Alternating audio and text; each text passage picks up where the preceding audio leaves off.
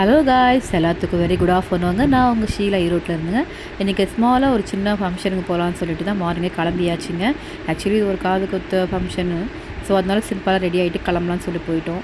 11 o'clock சொன்னாங்க, but யாருமே அவ்வளோ வரல. சரி இப்போ உள்ளே போய் உட்காரலான்னு சொல்லிட்டு உட்காந்துட்டு இருந்தோம். ஸோ க்ரௌடும் கம்மியாக தான் இருந்தாங்க. ரொம்ப நேரம் வெயிட் பண்ணிகிட்டு இருந்தோம்.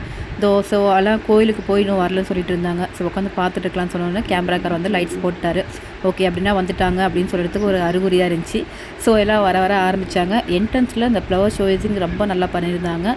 ஸோ அது ஒரு வீடியோ எடுக்கலான்னு எடுத்துருக்கேன் பாருங்கள். எவ்வளோ அழகாக அந்த பிள்ளையார் கீழே அந்த ஃப்ளவர்ஸ் வச்சு தென் 3 பேர் அந்த கிட்ஸ் அப்படின்னா ஒரு பொண்ணு 2 பையனுக்கு காது குத்துறாங்க. தென் ஃப்ளவர்ஸ் எல்லாம் வச்சுருந்தாங்க. தென் ஃப்ரூட்ஸும் அலங்கரிச்சிருந்தாங்க. நல்லா இருந்தது. வரவேற்பு நல்லாவே கொடுத்துருந்தாங்க. அதேமாதிரி வந்து தாய்மாமா சீருக்கு வந்து வெளியே ஆரம்பிச்சிட்டாங்க.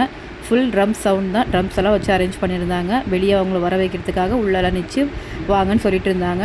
ஸோ செம்ம அப்படின்னா நேற்றெல்லாம் ஃபுல் மழையாக இருந்தாங்க. ஸோ நீங்கள் மழையில் இருந்தனால நல்லபடியாக முடிஞ்சு ஃபங்க்ஷனு. ஸோ இதுதான் பாருங்கள், ஃபங்க்ஷனுன்றப்போ எல்லாருமே ஒரு ஃபேமிலியோடு சேர்த்தா தான் ரொம்ப ஹாப்பினஸ்ஸாக இருக்குது. இந்த மாதிரி ஒரு ஃபங்க்ஷனுக்கு போகிறப்போ தான் நம்மளுக்கு இவ்வளோ பேர் சொந்த பந்தங்கள் இருக்காங்களா, இவ்வளோ ஃபேமிலிஸ் இருக்கா அப்படின்றது தெரிய வருது. நாளைக்கு நம்மளுக்கு வரப்போ தான் நம்ம ஃபேமிலியை பற்றி நம்மளுக்கு தெரியும். கரெக்ட் இல்லைங்களா? ஸோ அதனால் சின்ன சின்ன ஃபங்க்ஷனாக இருந்தாலும் தூரமாக இருந்தாலும் முடிஞ்சவனும் வீட்டில் 2 பேரும் கண்டிப்பாக போயிட்டு வந்துடுங்க. ஸோ தென் வந்துட்டு இருக்க க்ரௌட் வந்து ஜாஸ்தி ஆகிட்டே இருந்தாங்க. ஸோ அதனால் வந்துட்டு வெயிட் பண்ணிகிட்டு இருந்தோம். ஓகே, அப்புறம் பசங்க ட்ரம்ஸ் அடிச்சிட்டு இருந்தாங்க. அவங்கள நோக்கி பார்த்துட்டு இருந்தோம். ஸோ அவங்க ட்ரம்ஸ் அடிக்கிறது காது அப்பா முடியல. ஸோ பசங்களுக்கு வந்து மாலையெல்லாம் போட்டு அலங்கரிச்சிட்டு இருந்தாங்க. தாய்மாமா சீர் வந்து ஜுவல்ஸ் எல்லாம் வந்து போட்டுட்ருந்தாங்க. ரொம்ப க்யூட்டாக எல்லாத்துக்கும் பட்டு வேஷ்டி போட்டிருந்தாங்க. பாப்பாவுக்கு பாவாடை சட்டை மாதிரி போட்டிருந்தாங்க. நல்லா இருந்தது. அவங்க தாய்மாமா வந்து மாலை போட்டுட்ருக்காங்க பாருங்கள். ரொம்ப நல்லா இருக்குது. ஸோ பசங்க எல்லாம் ரொம்ப டயர்டாக இருந்தாங்க. அர்லி மார்னிங்கே டெம்பிளுக்கெலாம் போயிட்டு வந்திருப்பாங்க போல்.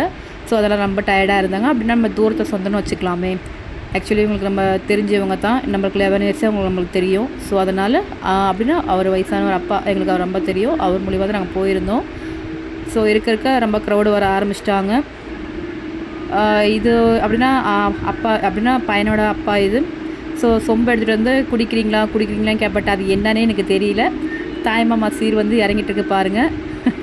வாழைத்தார் வந்து இறங்கிடுச்சு. ஜுவல்ஸ் பின்னாடியே வருது பாருங்கள். சொந்த பந்தங்கள் வந்துட்டு இருக்காங்க. ஸோ எல்லாமே பாருங்கள். நிறைய பேர் சொந்த பந்தம் இல்லாமல் நிறைய பேர் இருப்பீங்க. கவலைப்படாதீங்க, எல்லாருக்கும் அமையும். சரிங்களா? எல்லாருமே நம்மளுக்கு சொந்தக்காரங்க தான். சரிங்களா?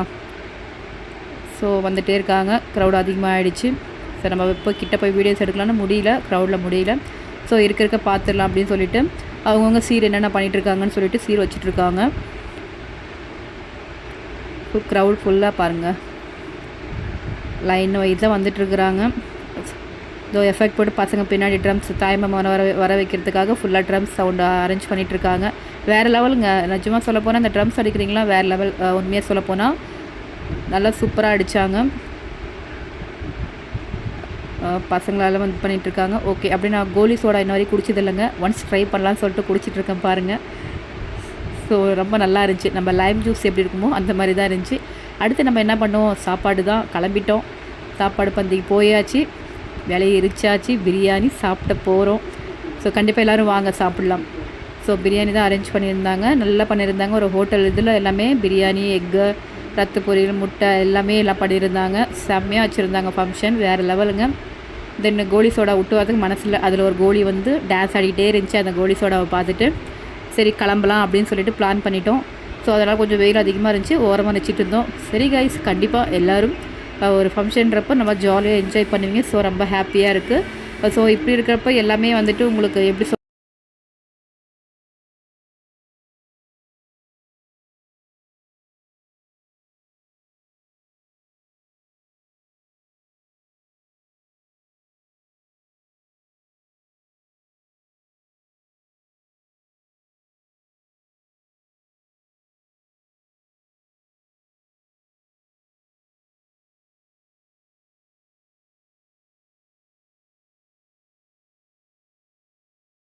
எனிவே கைஸ், கிளம்புற நேரம் வந்தாச்சு. ஒரு ரோஸ் மில்க் குடிச்சிட்டு தென் அடுத்து என்ன ஐஸ்கிரீமு, தென் வீடா வாழைப்பழம் வச்சுருந்தாங்க.